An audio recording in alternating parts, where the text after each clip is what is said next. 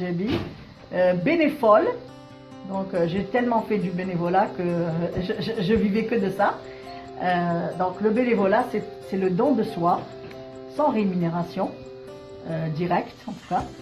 Mais la rémunération qu'on a, qui n'est pas monétaire, c'est donc la reconnaissance de ce que tu es d'abord, tes capacités, sans être, disons, sous l'objectif de la supervision ou quoi que ce soit. Il y a de là une forme de supervision, mais je veux dire que tu es moins lié avec un contrat de travail où tu as peur quand tu mets à la porte et tout. Quelque part, tu n'as rien à perdre. Tu as tout à gagner.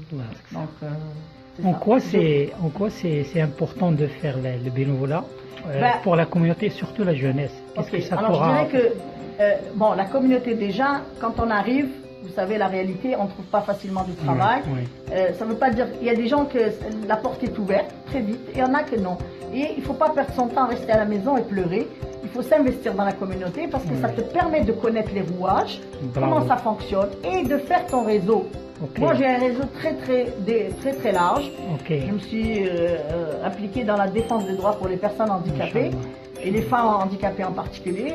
Donc, ça permet aux gens de savoir comment bouger, ça dépend dans quel domaine. En tout cas, tu es gagnant, hein? Tu as un capital relationnel. C'est-à-dire que tu as un capital relationnel. Évidemment, ça dépend de ton caractère aussi.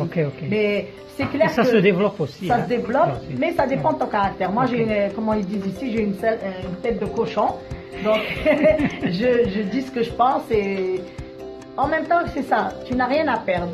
Mais il faut savoir, disons, te rendre accessible et en même temps pouvoir tirer profit d'une manière indirecte qui est vraiment de te faire connaître et de te faire ton réseau. C'est très important le réseautage. Une dernière question, en quoi le bénévolat pourra contribuer à la visibilité crédible de la communauté? Ah, bien clair. C'est clair, plus tu fais du bénévolat, plus ils voient ton travail. Et plus les préjugés, tu les casses, parce que on a des préjugés, c'est comme ils ne sont pas capables de s'intégrer, ils ne sont pas capables de fonctionner dans notre culture et tout. Non, c'est que oui, on a nos particularités, mais il reste on peut travailler, on peut donner, on peut contribuer, et il y en a plein qui travaillent. C'est juste qu'ils ne sont pas visibles, on n'a que des exemples seulement d'échecs. Mais il y a des personnes, des femmes, des hommes qui ont travaillé. Il faut les mettre en avant. Il faut la mettre. Voilà, le problème, c'est qu'à un moment donné, il y avait Mérite Femmes Arabes. Il y avait Mérite Femmes Arabes qui est un organisme à but lucratif créé par Khadija, je ne me rappelle plus son prénom de famille, je pense que tu la connais. Inch'Allah, on va les voir. Et elle avait créé ce prix, quand même qui avait une belle visibilité, où elle reconnaissait les femmes arabes de partout pour leur contribution. Moi, on m'avait proposé comme